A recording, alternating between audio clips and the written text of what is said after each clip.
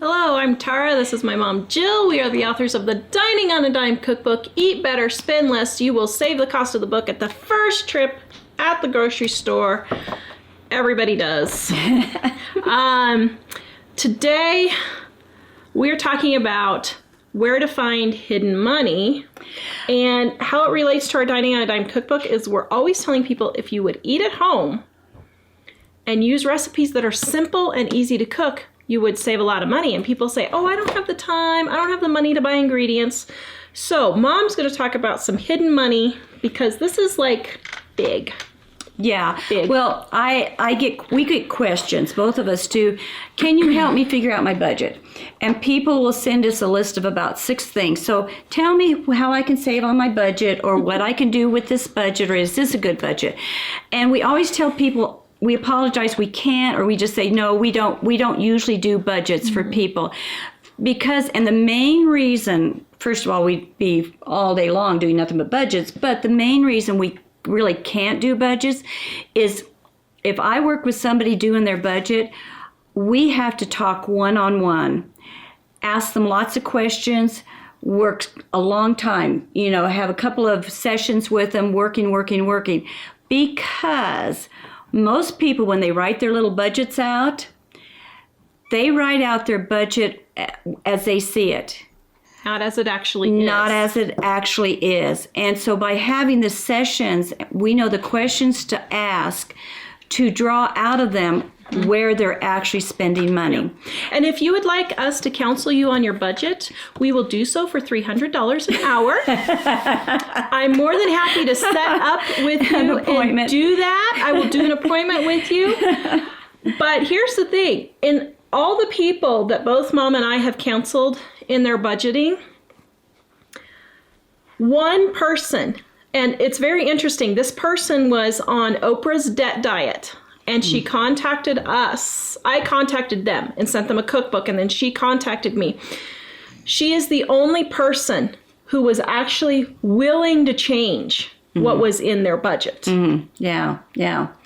And see, what they're wanting us is to say, either feel sorry for them and say, you poor thing, you really do have it rough, or they're wanting us to tell them how to keep that budget, keep spending the money they are, and yet get out of debt, which isn't possible. You can't do that. If you're in debt with the budget you're in now, you're going to have to sacrifice. You're going to have to give up something, and people don't want to do that. So they give us this little short, good-looking version of their budget, so we can say, oh, well, you're doing great, or, you poor thing type of thing. There's lots of emotional stuff involved here. And so what we want to do is, I want to just find a couple of places to teach you how to start really looking at your budget if you're honestly wanting to get out of debt. Yep. So the whole object of this video is for you to get honest. I mean, and you have to be strong to do this. You have to be really seriously wanting to get out of debt and learn how to live within your means, within your budget. Really, but you don't need a budget. If you get so much money in. And we did a video on this. Yeah. We don't do budgeting. No, I've never had a budget. Mike and I don't either. I get so much money, and why should I have a budget? I have to pay my bills within the money I get in. There's no budgeting to it. I either have it or I don't have it.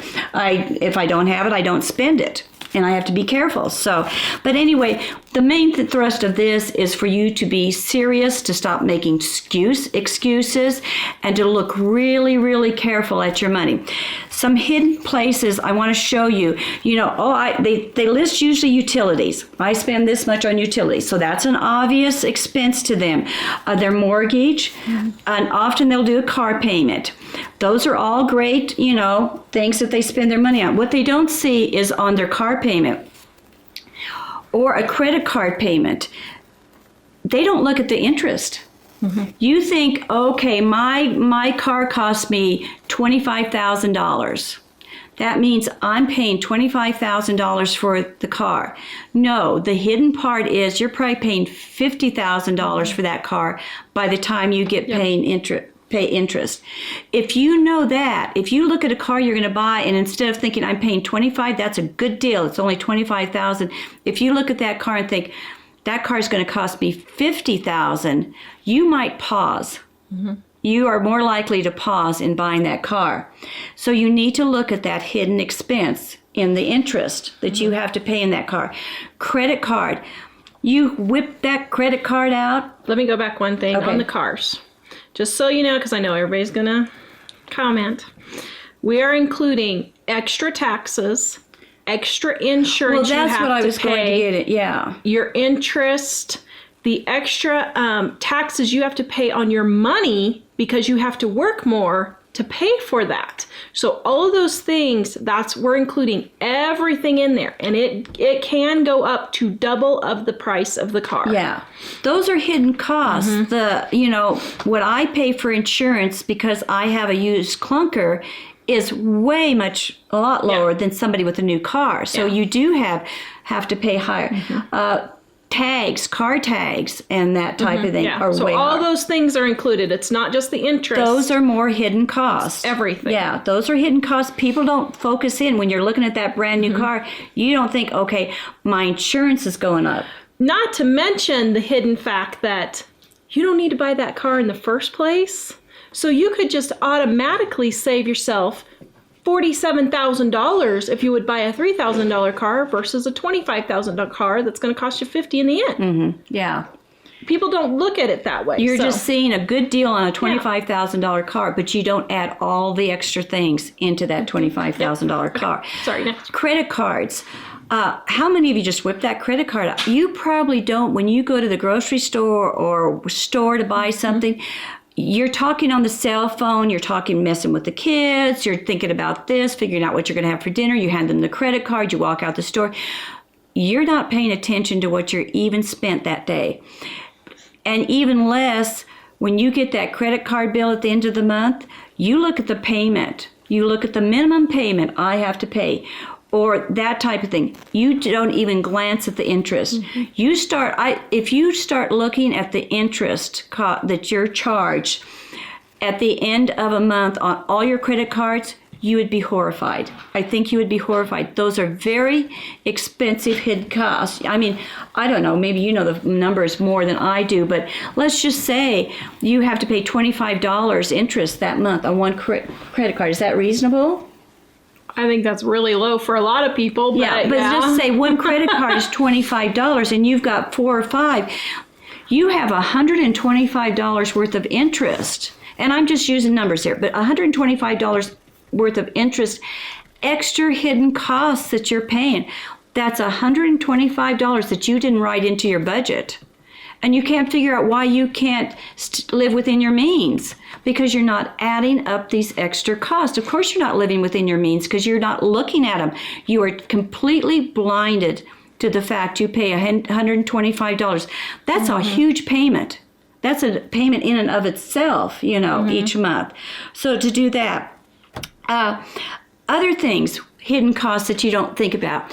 You go to the restaurant. You do a meal. It costs, say, $40. That's a low-end meal for like a family of 3 or something. But you pay $40 for that meal. And so in your mind, you hand in the credit card, you see $40 is what you're paying. You're thinking, oh, I just paid $40 for my meal. But you leave like a $5, $10 tip. Probably $10, yeah. $10 tip? You leave a $10 tip. You didn't pay $40 for that meal. You paid $50 for that meal. There's your hidden cost. And the interest on that if you don't pay off your credit card. Exactly. You do that 3 times a week. There's $30 a week. That's $120 a month. One more time. $120 a month for tips. An extra payment of tips. Why can't I live within my budget? Well, you're making a payment every month of $120 for tips when you go out to eat. And that's just going out 3 times a week. Another one is buying at convenience stores. You pop in and get the gas. You mosey on into the convenience store, standing in line maybe to pay. They got the candy bars lined up here, and you're so thirsty. You've worked hard, So you go over and think, well, it's only like a couple of dollars for a very large drink because you're really thirsty. So you get this large drink for a couple of dollars. And then you take and stand in line, and there's candy bar there, and they have little bags of chips or donuts. Right there's your standing in line. Ours has this right along where you have to stand in line. You have to walk by them. So you just reach over and grab a bag of chips. There's candy bar. You can walk out of that store spending an extra $5 to $10 just going in to pay for your gas. $5 to $10. If you do that even twice a week, 3 times a week, I bet you. Okay, I have to say, sorry to interrupt, but last time we went to Wichita, I don't go to the convenience store hardly at all. Mike gets gas for me. I maybe walk into a convenience store twice a year, maybe. But when we were in Wichita, we were helping my brother move. And our quick trip there had pizzas that were $6 for a large, and then they had $1 hot dogs. So for a few meals, we ate the $6 pizza and we ate the $1 hot dogs because they were quick and easy. Because we were so tired from moving. And we were exhausted from moving. But as I was standing there, there was the line always had a minimum of 5 people, and usually it was 5 to 10 people waiting in line to check out every single time I went in there. Here's the thing. I sat and was calculating how much people were. $15. I was being They conservative. had a piece of pizza. They had a breakfast sandwich. They had a drink and a coffee. They had both. Several people would have their mugs full and coffee. And they had candy bars, donuts. This was their breakfast. And I am not exaggerating when I say it was not one person. Mm-hmm. It was person after person after person. And these are people that looked like they were not in the highest bracket of jobs mm-hmm. from their clothing. It looked like they were construction workers, which actually get paid pretty well, so I can't knock that. But I mean, people were coming in and they weren't dressed in suits and ties and business outfits, that kind of thing. Young moms with 2 and 3 kids that exactly. are not dressed. Yeah, didn't look the best. And I'm not trying to demean anyone. I'm not saying that. I'm just saying it wasn't people who looked like they made a lot of money. Mm-hmm. And this wasn't in the most expensive neighborhood either. I mean, this was in the pretty, rundown part of town. And it was every time we went in there, mm-hmm. every single time, the parking lot was so full. Many times we couldn't find a parking spot and Mike would have to drop me off mm-hmm. to run in and get our $7 pizza mm-hmm. or however much it was. It was like, I don't know, $5 to $7, something like that. And then circle around and come back. I was like, are you kidding me? But see, people don't add that into their budget. No. They have no idea why they can't live within their means. Well, they're spending their money mm-hmm. on that type of stuff. Yeah. You do that $15 even 3 times a week. Yeah, but these $45. People, they're doing it every day. They're doing it every day. So 15 times 5 is $75 a week. Times 4. Times 52 weeks a year is $4,000 almost. A year on convenient. That's just convenience store food items. Yeah. That's a car. That is paying cash for a car. Yeah. And so this is why it's not your budget. That's the problem. It's the hidden costs that's the problem. You can see the utilities. And people always say, well, how can I save on my utilities? How can I save on my groceries? That's not what's causing you problem half the time. I mean, some people on the groceries do need to do less, but they want to look at those things, the utilities, the groceries. Stop looking at that. You don't want to look at the convenience store buys.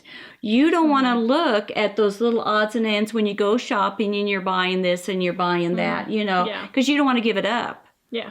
Well, and as far as utilities go, you don't want to give up turning your AC down to 65 in the summer and turning your heater up to 75 in the winter. Mm-hmm. Yeah. Put on a sweater in the winter. You don't need your heat at 75. It's ridiculous. I'm absolutely appalled. I watch different YouTube stuff on YouTube. I have yet to see, and it's dead winter, they're showing stuff live or they're shooting it in the winter. They have short sleeve shirts on. And I'm thinking, and they're talking about not having money or whatever, and they have short sleeve shirts on, and I'm thinking, why don't you have your heat turned? I wear 2 or 3 layers in the winter, and these people are wearing short sleeve t-shirts, lightweight tank tops. They're wearing tank tops in the winter. So, this is what we're talking about. And we're just barely touching the surface with this video. And I just wanted you guys to start looking around. Take and put $20, $30 in your pocket and say, I'm not going to spend any more cash than this week. And you'll be shocked at how many times you go to reach for the credit card or that you're buying stuff you don't need. So that's just the beginning, tip of the iceberg. What's going to be the full iceberg. Okay, please like, subscribe, and share. Please check out our cookbook, Dining on a Dime Cookbook, to help you eat better and spend less at livingonadime.com. We have thousands of free resources on livingonadime.com, and check out our almost 1,000 YouTube videos. Please like, subscribe, and share. Did I say that? I maybe said that. Anyway, we'll see you guys next time. Bye-bye.